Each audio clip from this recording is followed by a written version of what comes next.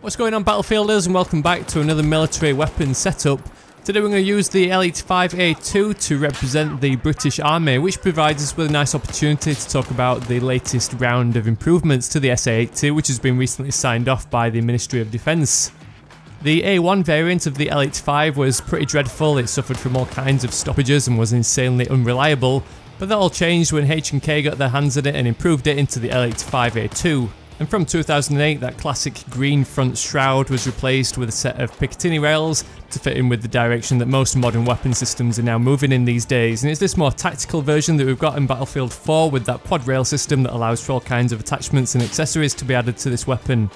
So talking about attachments, let's get started and take a look at the loadout for this weapon to represent a real life SA-80 for our military weapon setup.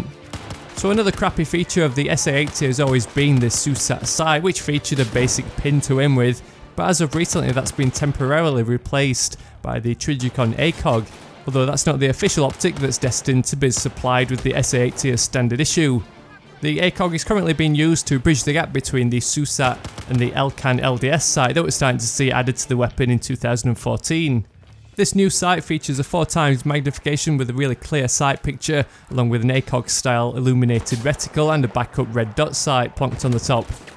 Now I could have obviously gone with the ACOG as part of this loadout, but I thought it'd be nice to go with the absolute modern day setup which features the LCAN. Unfortunately the LCAN's not a sight that we've got available in Battlefield 4, but we can make a compromise and go with the Russian Prisma sight, which is a 3.4x zoom scope, which does look very similar in appearance with that long tube-like housing.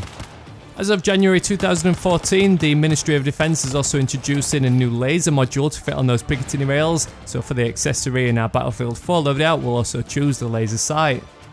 Amongst the other improvements to the SA-80, we're also starting to see a new style of surefire flash hider on the barrels of those L85A2s, which replaces the standard birdcage style suppressor. So while the flash hider in Battlefield 4 for the barrel attachment doesn't really have the same Vortex style design, we can still choose it as kind of an accurate reference to the real life military setup. Then to finish off our British Army military weapon setup, we've got one more attachment that fits onto those new Picatinny rails. That's the new vertical grip with integrated bipod. The vertical grip under the underbarrel category in Battlefield 4 doesn't have the integrated bipod, but it does look very similar in appearance.